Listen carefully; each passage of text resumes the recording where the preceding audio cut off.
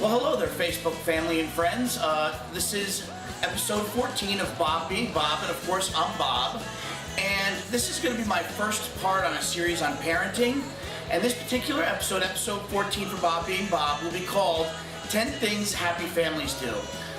Let me tell you a little bit of my story. I was single until I was unmarried until I was 40 years old, and I never had children myself, and I married my beautiful wife Kelly, and she has 3 great teen kids.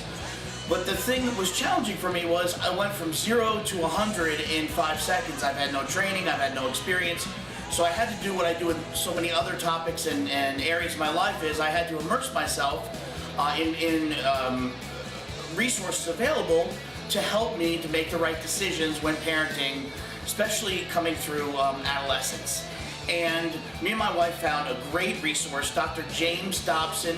He does a focus on the family, the essentials of discipline. I'll put the URL in the caption, and it goes through all of the different stages, and he even does one for boys, raising boys, and it's been really, really helpful. So I'll put that resource in there, and if you have any questions or want some other resources that we've used, don't hesitate to ping me. These are the 10 things that happy families do. The first is parents showing unconditional love to their children. Now, this was hard for me.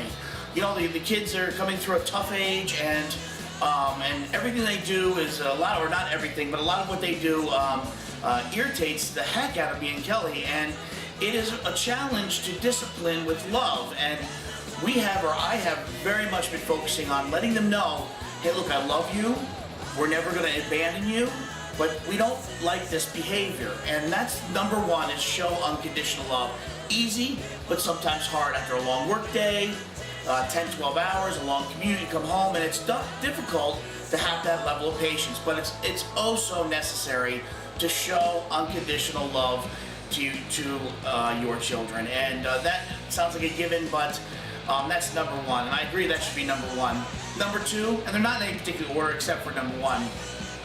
Number two was really interesting to us. Eat dinner together at least 5 times a week, and the statistics show just incredible. I won't put them down here because I only have 15 minutes if this wants to make it on YouTube. So there are several studies of families who ate together at least 5 times a week had much improvement in so many areas, just 5 areas that I highlight. It increases the two-way open communication and improves the bond between you and your children, which will make it a lot more likely that they'll come to you if they're having a problem, especially a serious one. Superior academic performance is what showed up in a lot of these studies. Much less chance of alcohol and drug abuse, much more well-adjusted children, and better, of course, health and nutrition. So families that had their children eat dinner with them 3 days or less fell into so many negatives. So 5 times a week, having dinner, structured dinner with your children has so many benefits. So I highly recommend that. That's number 2.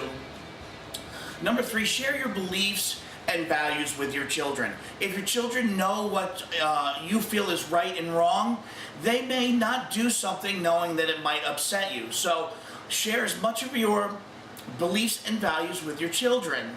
Number 4, this is another big one for us, for me, be firm and consistent. Consistency is so important, and you can't be a pushover. A lot of kids have pushover parents, and they do whatever they want, and the behavior goes on until their adult life, in their career with bosses and superiors. So definitely be firm and consistent. If you say that you're going to ground them for 2 days for doing something wrong, when it happens, you do it, and when it happens again, you do it for 2 days.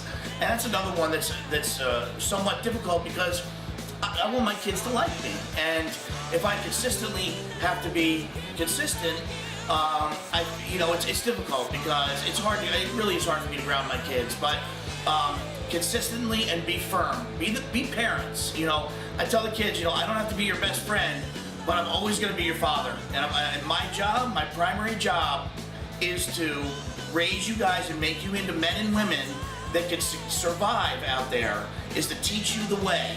Not to be your friend, not to be your buddy, but to parent you. And I think a lot of parents are Now, it would be nice if we were friends, and I'd hope for that, but my number one priority is raising my children safely and teaching them how to survive on their own and thrive. And so that's a good one. Be firm and consistent. A family that works together, bonds together with chores, backyard stuff. The kids might hem and haw. But another real good one where many studies have shown that when a family works together, they have much closer bonds with their children.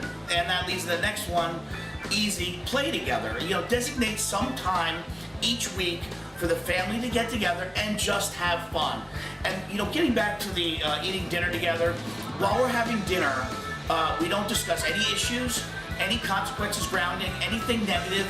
We keep it positive, and it's time for structured discussion about our days, about classes, about hobbies, interests, anything. And what my kids really like is, and I'm gonna do an episode on this alone, is trivia. I have a couple trivia books, I bring them to the table, and after 30 minutes of trying to answer my trivia questions, they don't want to get up from the table, and that is real quality time and a good way to keep your kids at the table. Do some trivia. And I'll put together a show with 10 or so trivia questions that I thought were really neat out of the 4 or 5 books that I have. So, designate, number 6, play together, so important. Designating some time each week. Days turn to weeks, turn into months. If you don't designate time ahead of time for playtime, time passes very, very quickly. Number 7, take care of yourselves, parents. You cannot take care of your children effectively if you're not taking care of yourself.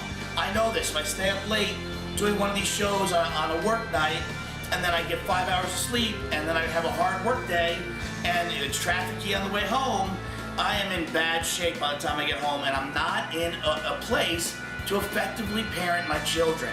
So you have to take care of yourself. It's hard too. I told my wife, I'm scheduling you for a massage. That's it. You're gonna go to Aunt Taylor Loft and go shopping for 4 hours. I'm shutting your phone off because it is so important.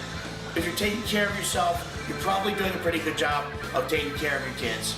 Number 8, this is a given. This goes up here with number 1, respect. Mutual respect for each other. You respect your children's space, their privacy to some degree, and they should respect you. And that should be something that happens naturally. Mutual respect in the family goes a long way. Number 9, beware of your children's developmental stages. If you have not done any work on this and have no idea or have no education on this, you will be shocked what happens when, usually around 12, when they're so cute, they do their chores, they make their bed, they're just perfect. And then overnight, they turn into rebellious, into just totally not doing anything that they're told, and when they're coming into puberty, and this is natural. And you handle the parenting of the wonderful 11-year-old differently than you do a son or daughter who's rebelling for more freedom. And that's where Dr. James Dobbs' series come into play. He does a real good job talking about these transition periods, and they're oh so important. During those 2 or 3 or 4 years that they're going through that transition, number 1 responsibility, keep them safe. Keep them alive. He even says that. Number 2, show the unconditional love and support. But know what's going on, that's natural, and that your kids aren't going off the reservations. That's really important. Know the different developmental stages and what to expect. And then you can prepare for it, like we have done. And so that's a really good one. And number 10, I really like this one a lot. Help your children reach their goals and dreams. If you have a son or daughter that really likes music, buy them a guitar. You can get a cheap one at the flea market for next to nothing. Get them a couple guitar books, self-help or self-teaching. Sign them up for guitar lessons. You will never have a closer bond with your children if you help them to reach their goals and pursue their dreams. So I got a lot of this information off of www.parenting.families.com. I want to give credit there. And that's it. And that's Bob being Bob, 10 Things Happy Families Do. I'm going to be expanding on this and getting into more specifics. I hope you like my show. Sorry for my cold. I'm a little bit worse. I have a very bad cold right now. And I hope you guys have a happy new year and a great 2011. And we'll see you real soon.